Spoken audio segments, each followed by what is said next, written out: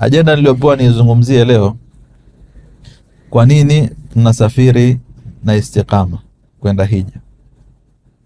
Inajulikana kuna vikundi vingi vya hija vinavyopeleka watu, lakini kwa nini tunasafiri na istiqama? Nikimuuliza kila mmoja atatoa jawabu lake.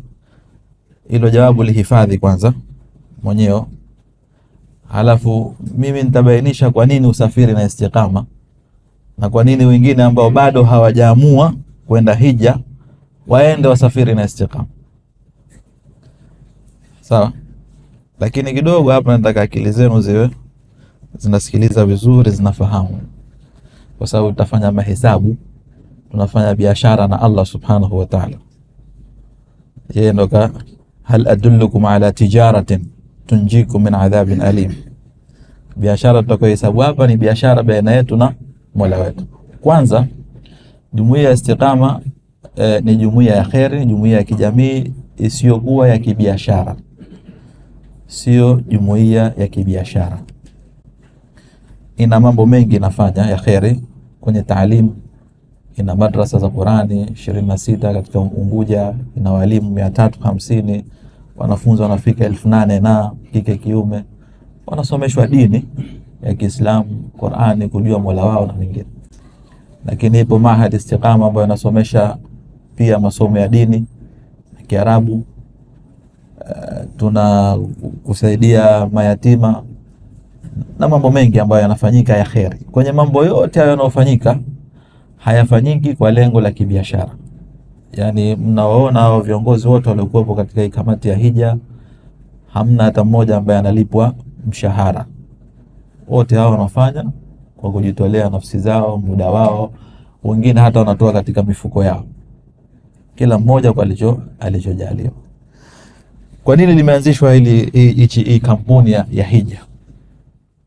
Imeanzishwa kama ni kitega uchumi ambacho kitasaidia kuongeza ule umadhubuti wa kusimamia na kuhudumia mambo haya yote ya jamii, hasa katika upande wa elimu na hasa katika madrasa za Qur'an, kwa sababu madrasa hizi hazina mfadhili au hazina kitu ambacho kinategemea uendeshaji wake. Tunayo shule ya Mahdi Istiqama maarufu ambayo tulikwenda kufanya mazoezi yale, inajiendesha kwa sababu wanafunzi wanalipa fee. Tunayo Mahdi Istiqama wanasoma masomo ya dini, inajiendesha kwa sababu hapo wafadhili wanafadhili moja kwa moja. Lakini madrasa 26 hizi hazina ufadhili wa kuendelea, na kwa hiyo unahitaji nguvu ya kuongeza katika kuliendeleza hili jambo liendelee.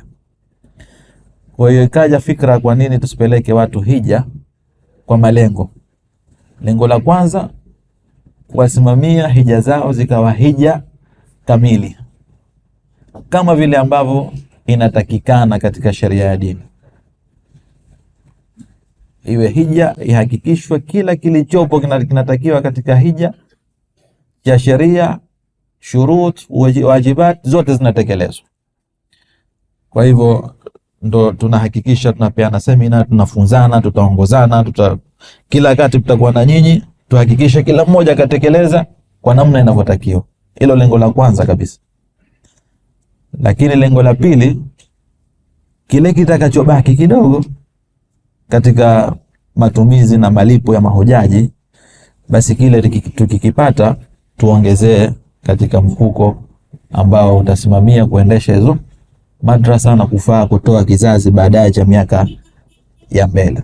Hayo ndo malengo makubwa kuanzishwa hii kampuni ya Istiqama, ambayo sasa hivi ishatimiza miaka 25 tangu kuanza kwake. Na wote mnaoona tangu wazee mpaka hao vijana walioingia sasa, basi mfumo ni ule wa kujitolea na sio ajira, wala hakuna percent kwamba basi tukirudi huyu atapata percent fulani na yule atapata percent fulani katika yaliyobakia katika mapato ya hija. Na kuna sawa mpaka hapo. Sawa. Sasa wewe hujaji unafaidika nini na ajenda hii? Wewe utafaidika na vitu vitatu. Cha kwanza, utapata hija bora. Cha kwanza nitaelezea hiyo hija bora inakuwa vipi. Cha pili, tutajitahidi upate utulivu katika safari yako. Kwa kitu gani? Kwa huduma ambazo tutajaribu kukupa, kuanzia semina mpaka utakwenda safari utarudi, kwa mujibu wa uwezo utakaojalia Allah na taufiki yake. Cha tatu, utapata ukamilifu wa ibada yako ya hija. Kwa kitu gani? Kwa usimamizi na maelekezo ya mambo ambayo utatakiwa uyafanye kama ni hujaji katika sheria ya dini. Hizi ni faida ambazo utazipata wewe. Ubora wa hija au ubora wa hija yako nitakuelezea. Utulivu wake mtakuja kutuelezea nyinyi, tukirudi mtatupa tathmini kwamba bwana tumeridhika kwa kiasi hichi au kuna 1 2 3 rekebisha. Ukamilifu ndio hizi semina ambazo zinahusiana na mambo ya ibada na namna ambayo tutakwenda kuhiji. Tutahakikisha kila mmoja katimiza nguzo zote na masharti yote mpaka hija yake imekamilika. Sasa hapa wewe utanijibu, tuseme kwa hija bora. Tayeb, ubora huo ni ubora gani? Hapa kidogo ndo tufahamiane. Tujalie hesabu hizi za haraka haraka, ambazo hizi hesabu tutazifanya kwa sio maximum. Tutachukua bwana sioni shaka. Sawa. Hesabu hizi tutazifanya sio kwa maximum. Tutazifanya kwa rate ya chini kabisa, ambayo rate hiyo sijaitoa mimi wala haijatoka na Istiqama. Kutokana na maelekezo aliyotoa Mtume sallallahu alaihi wasallam na Allah subhanahu wa ta'ala. Tuanze hapo katika kipengele cha fadhila. Nimeandika hivyo ili nifahamu mimi tu, alafu na nyinyi nitakufahamisheni. Mtume sallallahu alaihi wasallam anasema an-nafaqatu fil hajj kan-nafaqati fi sabilillah. Kutoa pesa yako kwa ajili ya haji ni sawa sawa na kutoa kama mtu aliyetoa katika sabilillah. Ad-dinaru minha, dinari moja kati ya hicho kitoa chote, bi 700 dhaifa. Dinari yako moja kwa 700. Sawa? Nakwenda sawa? Halafu Mtume sallallahu alaihi wasallam pamoja na Allah subhanahu wa ta'ala wametupa kaida. Kaida maana yake ni kanuni, kwamba hasana moja, jema moja, bi10 amthaliha. bi10 amthaliha. Tayeb, tujalie nafaka uliyotoa wewe, umetoa wastani wa 17.5 milioni, 17,500,000. Ndivyo mtanisaidia watu wa hesabu hapo. Sawa, hizi ndo ulizozitoa wewe zote kwa sababu ya hija yako. Hizi ni hasana. Kutoa kwako ni jema, si ndio? Lipige mara 10. Utakalolipata lipige mara 700 au kinyume chake. Dinari moja kwa 700, kwa hiyo 17.5 mara 700 ni hasana moja. Alafu hasana hiyo 10 adhaf mara 10. Hapa tunakadiria kwamba hivi sasa wewe kutoa kwako tu hizi 17,000,000 unahesabika sawa sawa na mtu aliyetoa. Nani anaweza kuisoma namba hiyo? Hii ina namba 1 2 3 4 5 6 7 8 9 10 12. Bilioni 122 na milioni 500. Bilioni 122 na milioni 500. Huo ndio ujira wa ile pesa yako uliyolipa. Ujira unakuhusu wewe mwenyewe, hautuhusu sisi. Unakuhusu wewe. Umetoa 17.5 milioni, lakini mbele ya Allah unahesabika umetoa bilioni 122 na milioni 5. Sawa? Hiyo fadhila ya kwanza na milioni 500. Hiyo fadhila ya kwanza ambayo sasa tunatarajia ya Rab katujalia ujira huu tumeupata. Tunatarajia hivyo ya Rab, tumuombe ambao ujira huu tumeupata. Milioni 17 zako zimezalisha bilioni 122 na milioni 500. Sawa. Sisi tunapokwenda imekaririwa sana. Tunapokaa sisi Maka na Madina ni karibu sana sana sana na haram ya Maka na haram ya Madina. Maana yake tunaweza kusali sala zote 5 tukiwa ndani ya mji wa haram na ndani ya msikiti wa haram. Nakwenda sawa? Mtume kasemaje katika sala? Atuambia kwamba sala moja ndani ya Masjid al-Haram ni sawa sawa na sala 100,000. Sawa? Lakini mtume huyo katuambia salatul jamaati khairun min salati al-fardi bi 27 daraja.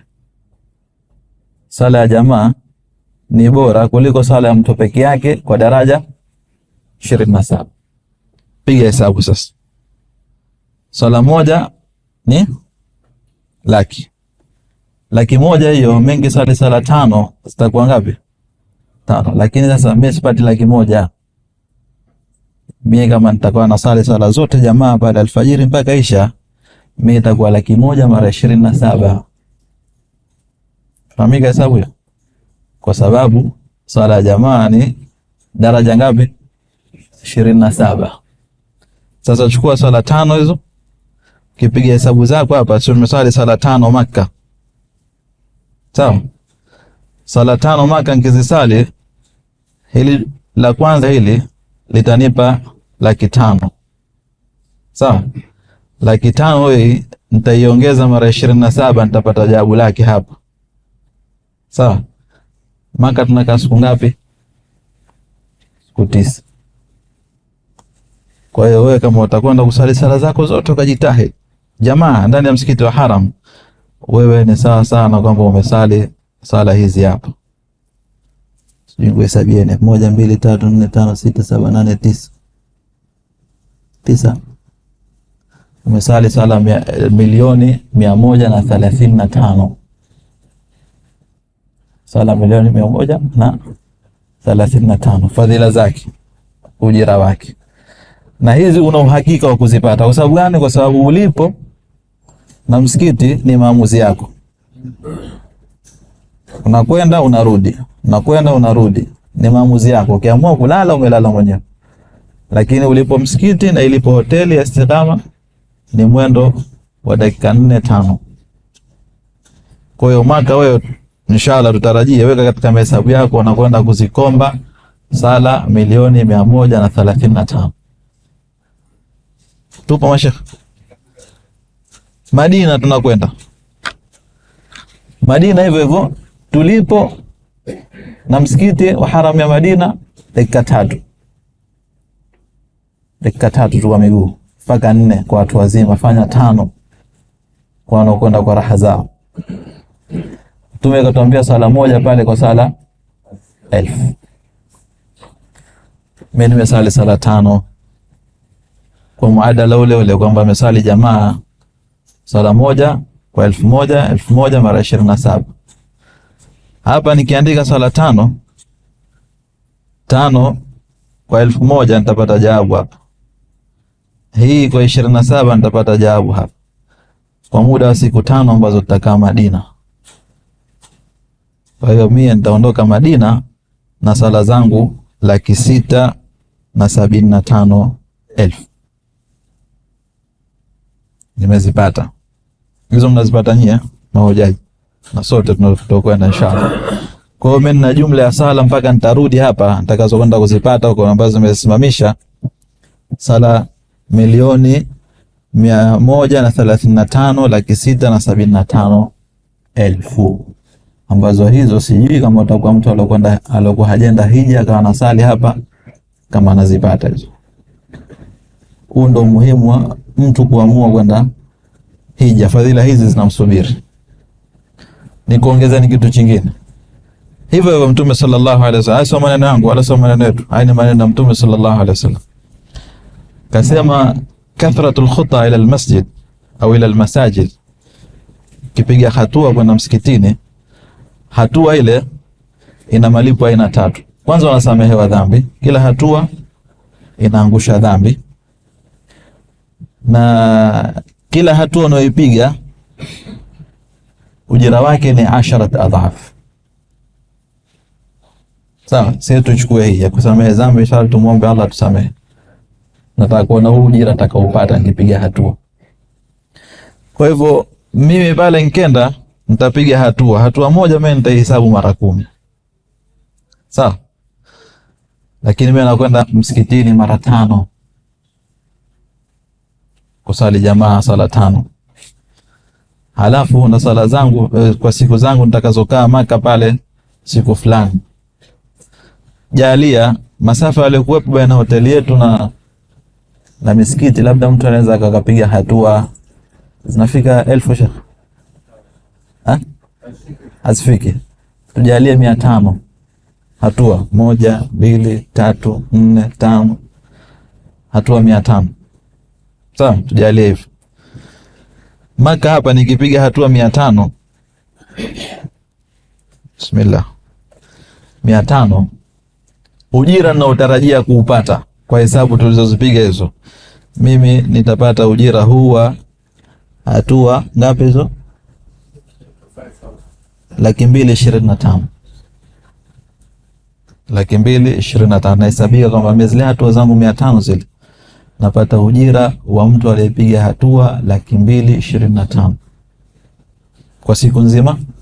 Hizi tumekisia tu, wewe pengine zitakuwa 1000, zitakuwa 700, zitakuwa ngapi. Hii ni kuonyesha namna gani ule ujira ambao tunaopata. Tukisia na Madina hivyo hivyo, takuwa na hatua 500, tapata hatua hizo ambazo zimekuja hapo 125,000. Nimepata hatua 3,500 na 3,500 katika kwenda msikitini kipindi chote cha safari nilichokuwa. Fadhila zako zote hizi, haji mwingine yoyote ambaye atapata fursa kama hizo anaweza kupata. Tofauti kati yenu sasa na mahujaji wengine ni katika hichi kipengele cha sadaka jaria. Katika kipengele cha sadaka jaria, wengine watakuwa na fadhila hizi, atakayekwenda haji akiamua atazipata huko. Nyongeza mnayopata nyinyi kwa kuchagua kwenu kuja istiqama, tujalie kwamba pesa ulizolipa zile milioni 17 zile ambazo umeona ujira wake ule, tujalie kwamba mule imebaki 300,000. Fanya 500,000 imebaki ambao umeilipia wewe.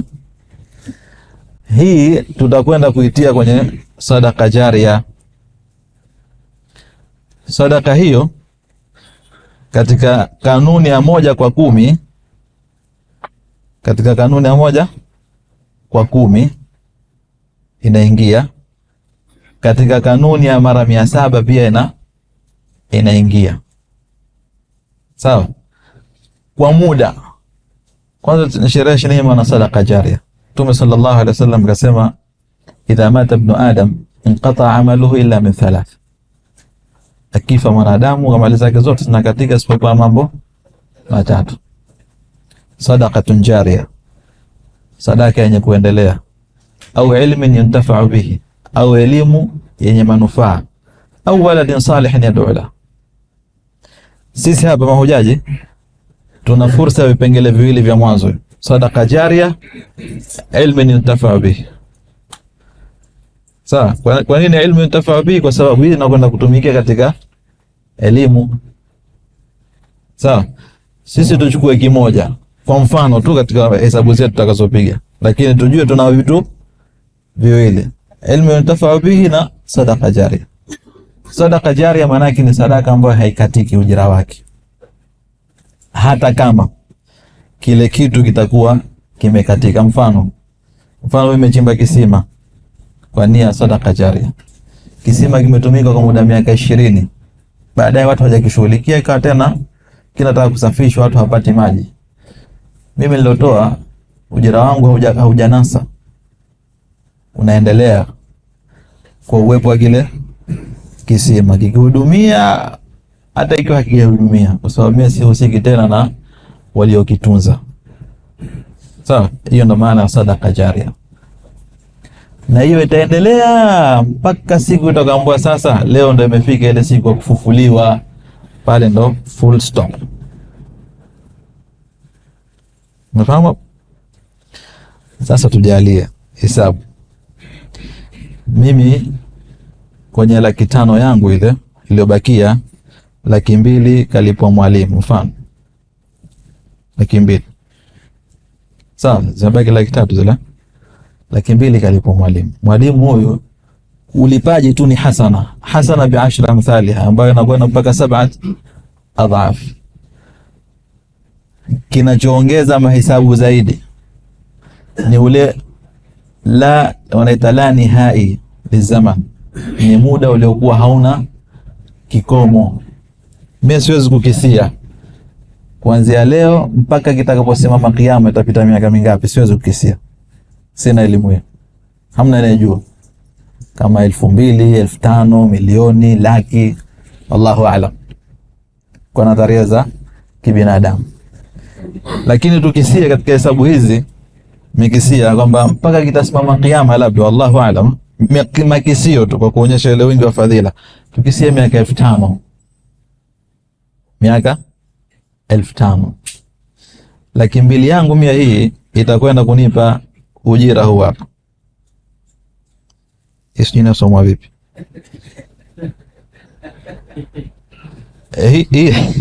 Hii ni approximately tu, nakaribisha tu, manake ile ndo amount ya chini ambayo alikahitaja Mtume sallallahu alaihi wasallam. Wallahu yudhaifu liman yasha. Sawa, hii mtanisaidia wataalamu wa biashara, mtajua sijui bilioni au trilioni, hii sijui. Hii ni ile 200,000 yangu. Lakini tuseme kwingine laki imetia dirisha la chuo au mlango, ujira wangu nitakaopata ambao utasoma tu kwenye benki yangu kule, nimepata nyingine au 200,000 nyingine, nimefanya sijui tanki la madrasa lilikuwa hamna mnara, sijui nini, mashine ilikuwa hamna, nimenunuliwa mashine kwa pesa yako, ujira wangu uwapo.